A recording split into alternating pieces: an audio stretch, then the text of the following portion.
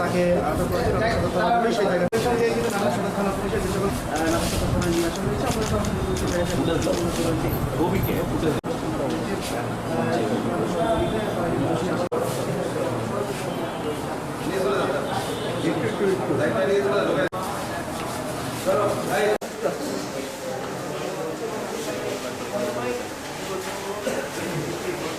আমাদের নাটোর একটি বিকাশ ডিস্ট্রিবিউশনের একজন ডিস্ট্রিবিউশন সেলস অফিসার যার নাম মোহাম্মদ স্বাধীন, তার নিকট হতে নাটোর সদর থানাতে কাপুরিয়া এলাকা থেকে ছিনতাইয়ের ঘটনা ঘটে এরকম একটি আমাদের কাছে প্রাথমিক অভিযোগ আসে। 2-3 জন দুষ্কৃতিকারী ছিনতাই করে মর্মে তারা জানায়।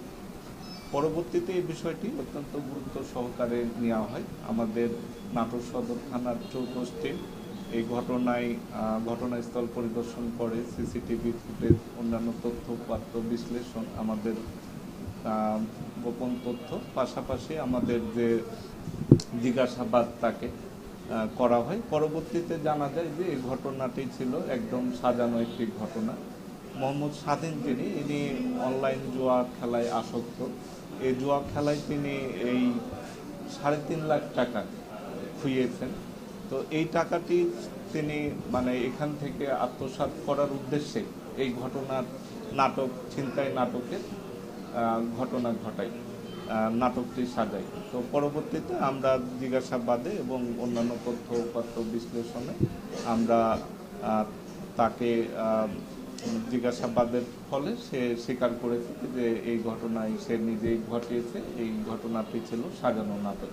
এই ঘটনায় বিকাশের এজেন্টের পক্ষ থেকে একটি মামলা দায়ের করা হয়েছে।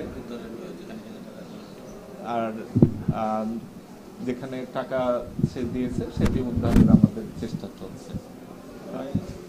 টাকা উদ্ধারও হয়ে গেছে। তো আমাদের এই ঘটনায় তাকে আমরা আটক দেখাচ্ছি এবং তার বিরুদ্ধে নিয়মিত মামলা রুজু হয়েছে। তাকে আমরা বিজ্ঞ আদালতে সোপর্দ করব।